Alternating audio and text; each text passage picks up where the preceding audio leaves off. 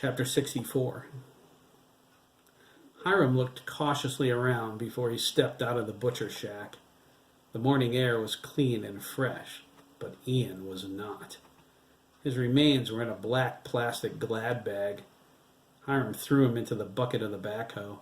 It was time for his burial. It was the reason he told Chris not to come in this morning.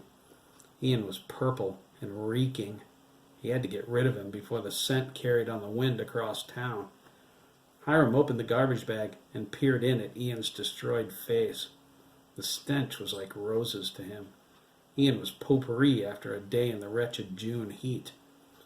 He tied the bag closed and hopped onto the seat. He started the engine and drove toward the middle of the pasture.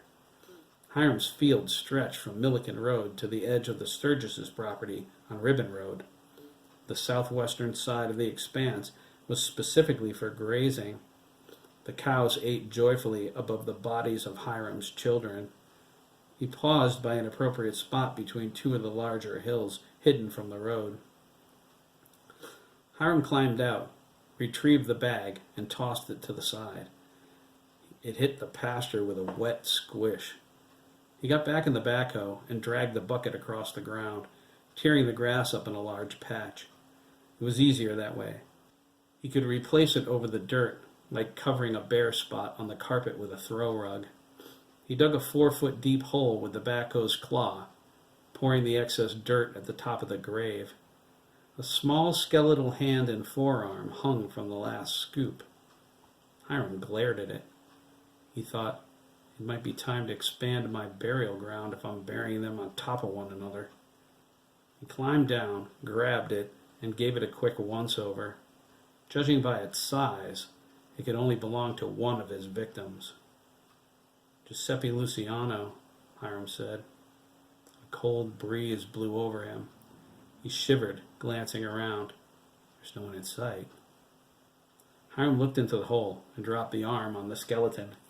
He tossed in the bag. Poor little Giuseppe, Hiram said. Can't find your mommy? Let nice farmer Hiram help you. Hop into the pickup. He laughed and thought, it took forever to clean out the cab. He filled in the grave, packed the dirt in with the claw, and replaced the grass covering.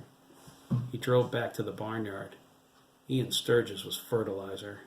In a day, no one would be able to tell he'd been digging out there. Cows ambled from the holding area where they ate after milking. They mooed at him as he passed. He parked the backhoe and watched them moving toward the new grave. He scowled, hoping they didn't disturb the grass.